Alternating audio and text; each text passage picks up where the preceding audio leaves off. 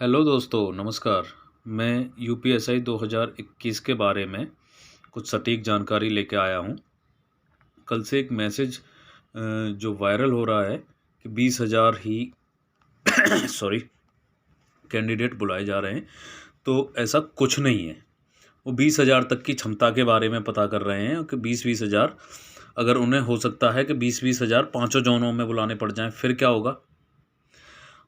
वो बोर्ड की अंदरूनी बातें हैं, उससे हमको कोई फ़र्क नहीं पड़ना चाहिए और ना ही हमें पता।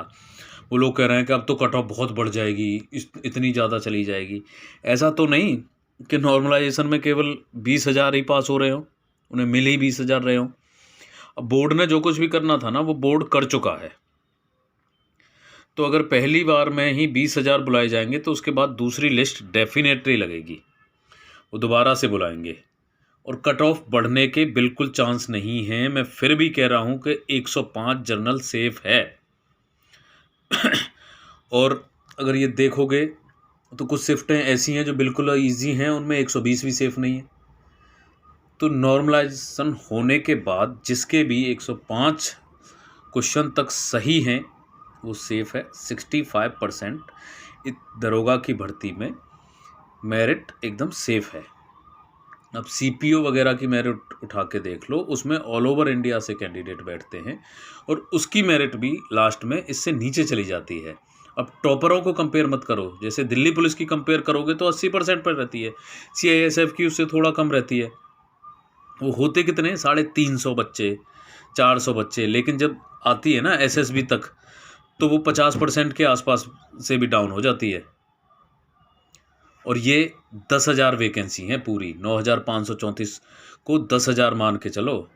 और जब सीपीओ में 3400 3500 इतनी वैकेंसी होती हैं, अदर कई सारी फोर्सों में, सारी मतलब सेंट्रल पुलिस ऑर्गेनाइजेशन में जितनी भी फोर्सेस आ रही हैं उनमें सब में वैकेंसी, और एसएसबी आईटीबीपी इन तक पहुंचते पहुंचते ना 50% तक लिस्ट रह जाती है।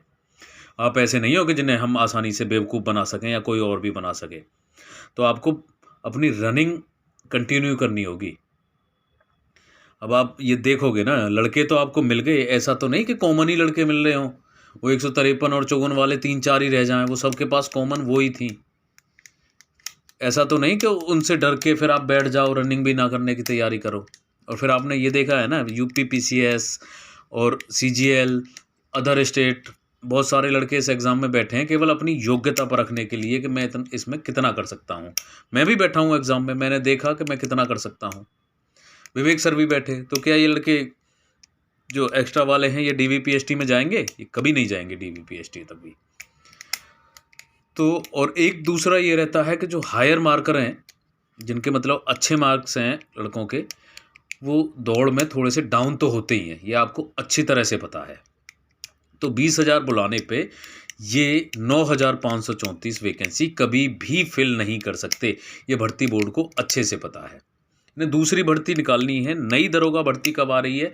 तो दोस्तों इसमें मैं कोई सांत्वना और वो नहीं देना, जहाँ तक मुझे लग रहा है कि नई दरोगा भर्ती अब ये इलेक्शन तक या इस भर्ती के अंतिम चरण पे लाएंगे, और उस टाइम पे चल रही होगी आचार संहिता, तो ये नहीं कर सकते नोटिफिकेशन जारी। हाँ, एक कन्फर्म है कि कांस्टेबल भर्ती का नोटिफिकेशन जो है ना, ये 2-4 दिन में आपको बोर्ड की वेबसाइट पे देखने को मिल जाएगा। और इस भर्ती के बैकलॉग जो बचे हुए पद हैं वो अगली भर्ती में जोड़ के लगभग 2,000 की वैकेंसी आएगी दरोगा की, तो उसके लिए तैयारी करना शुरू कर दो, मेरा तो यही कहना है। और मुझे अभी भी यही लग रहा है कि अगर ये केवल 20,000 बुलाएंगे तो ये निश्चित है कि इनको नॉर्मलाइजेशन के बाद केवल 20,000 कैंडिडेट मिल रहे होंगे। 20,000 बहुत होता है। आपने देखा है ना, हमने 49 वैकेंसी पे दिल्ली पुलिस में सब इंस्पेक्टर की 49 वैकेंसी पे फाइट किया है, और उसमें भी लिस्ट इतनी नहीं गई थी कि 100% और 90% हो गई हो। हाँ, एक चीज़ है कि ज़्यादातर कैंडिडेट मिडिल पे अटके हुए होते हैं। मिडिल मतलब 100 के आसपास ज़्यादातर अटक रहे हों, तो वहीं से 1-2 नंबर ऊपर जाने के आसार हैं। 7,60,000 कैंडिडेट ही बैठे हैं इसमें, इतने ज़्यादा नहीं है। आपको ये लग रहा है रेलवे, एनटीपीसी और इनमें देख रहे हो ना, अभी कल परसों आपने देखी होगी दिल्ली पुलिस कांस्टेबल की 72%, यानी 100 में से 72 गई तो 72% ही आ गई जनरल।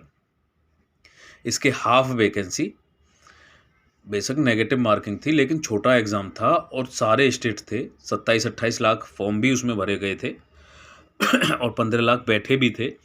और ये हो हल्ला मचा रखा था कि ये आउट हो गया, वो आउट हो गया और ऊपर ऊपर वाले चले जाएंगे। और ओबीसी 68%। तो क्या नहीं लगता कि 3 गुनी वैकेंसी 68%, ये तो कल परसों की ही बात है, ज़्यादा पुरानी नहीं है। तो आपको नहीं लगता कि 100 से ऊपर वाला सेफ होगा? परसेंट बता के चल रहा हूँ मैं। 16 गुणा 60 इक्वल टू 96। ये मैं अब भी मान रहा हूँ कि इतने नंबर वाला 60% तक सेफ होगा अकॉर्डिंग टू सीपीओ। क्या सीपीओ में इससे ज़्यादा मेहनत नहीं करते बच्चे? इसमें 33 साल तक के बच्चे हैं, ये बात अलग है कि वो थोड़ी सी ज़्यादा एफर्ट्स करे होंगे, पर मुझे एक भी नहीं मिला। आपको मिला हो तो मुझे उसमें कमेंट में बता दो कि ये 32-33 साल का था जी, ओबीसी वगैरह से, और इसके इतने ज़्यादा नंबर हैं। अगर नंबर ज़्यादा भी होंगे ना तो आप देखोगे उसमें कि 25-26 साल के बच्चे ही होंगे, या फिर ऐसे होंगे जो सीजीएल वगैरह में या कहीं और जॉब कर रहे हैं। तो घबराने की बिल्कुल भी ज़रूरत नहीं है, मेरिट वहीं रहेगी। और 20,000 बुलाने से ये मेरिट इतनी हाई नहीं पहुंच जाएगी। बोर्ड के गर्त में है ये सारी बातें, भविष्य में छुपी हुई हैं। ज़्यादा परेशान मत होइए, अपनी रनिंग करते रहिए, 2-3 दिन में परिणाम आपके सामने आ जाएगा। अभी के लिए इतना ही कहूँगा। और भैया, चैनल ये बनाया है 2012 में, सारी वीडियो मैंने डिलीट कर दी थी उस टाइम पे। एजुकेशनल मैं वीडियो बनाता हूँ, तो जिसे सब्सक्राइब वगैरह करना है तो कर दो, लाइक वगैरह की मुझे ज़रूरत नहीं है, मोनेटाइजेशन चैनल से चाहिए नहीं। गवर्नमेंट जॉब है मेरी भारत सरकार की तरफ से। बस मैं ये चाहता हूँ कि मैं अपना अनुभव आपको शेयर कर सकूँ।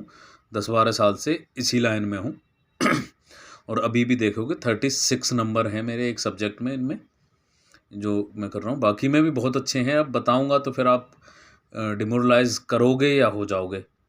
तो मेरे इतने ज़्यादा भी नंबर नहीं है। बहुत अच्छी तैयारी के बाद सीजीएल की भी बहुत अच्छी तैयारी थी और ये पीसीएस का प्री भी मेरा निकल चुका है।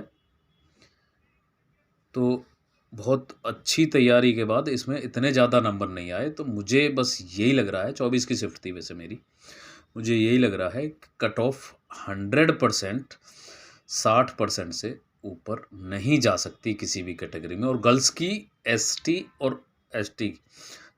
गर्ल्स एसटी और एससी तीनों ये क्वालिफाइंग पे होगा ही होगा। अगर इन्हें ऐसा करना होता, ये ड्रामा जो बता रहे हैं कि 20,000 बुलाएंगे और वो करेंगे, तो ये इस तरह से तो मेरिट बहुत ऊपर चली जाएगी, पर ऐसा कुछ नहीं है। 20,000 भी बहुत होते हैं। पिछली गई थी ना 101 पे थी जनरल की, 101 क्वेश्चन पे, तो वो ऐसे ही नहीं चली गई थी। वो बुलाए थे उन्होंने 3 गुना। जब भी मैं था उसमें, मैं भी क्वालिफायर हूँ, देख लेना, नाम मेरा सुमित कुमार, रोल नंबर वगैरह भी डाल दूंगा किसी दिन। लेकिन ये है कि मुझे किसी को सफाई नहीं देनी। अब कुछ लोग आके इसमें कमेंट पे उल्टी सीधी बातें करेंगे। मैं वीडियो इसीलिए बना रहा हूँ कि लोगों को ज़्यादा परेशानी और भ्रम ना हो, ठीक है। फिर भी मैं अब भी यही कह रहा हूँ कि 105 के आसपास तक सेफ़ हैं आफ्टर नॉर्मलाइजेशन। तो देख लेना। और ये दूसरे तरीके से लगाएंगे, ऐसे नहीं क्वालिफाइड फॉर डीबी क्वालिफाइड। अब ये एग्ज़ाम सेंटर तक की लिस्ट डाल सकते हैं, तो क्या ये क्वालिफाइड कैंडिडेट की लिस्ट नहीं डाल सकते? तो बोर्ड में ही छुपा है जो कुछ भी छुपा है। वीडियो ज़्यादा लंबी हो रही है, लंबी ना करते हुए मैं दूसरी वीडियो में फिर आपको कुछ बताऊंगा। तो नॉर्मलाइजेशन के बाद 105, 96 ओबीसी, 95, 96 और अदर्स क्वालिफाइंग, इतने पे हो जाना चाहिए। परेशान मत होइए। जो सेक्शनल क्वालिफाइंग है और 50% क्राइटेरिया पूरा कर रहा है, तो अभी नॉर्मलाइजेशन का वेट करो। बोर्ड ने कर रखा है, वो लिस्ट जारी कर देगा 2-1 दिन में। इलेक्शन टाइम पे इतना हो हल्ला नहीं करवाएगा। ये भी बेवकूफ़ नहीं बैठे भर्ती बोर्ड वाले कि इतनी हाई मेरिट गई, इतनी हाई मेरिट गई, तो इतनी हाई नहीं करेगा। अगर ये रिज़ल्ट दे रहे हैं ना, तो मेरिट इतनी हाई नहीं है। अगर मेरिट ज़्यादा हाई जानी होती ना, तो ये रिज़ल्ट रोक देते। बस इस बात को कंसिडर कर लो मेरे, ठीक है। अभी के लिए इतना ही, धन्यवाद।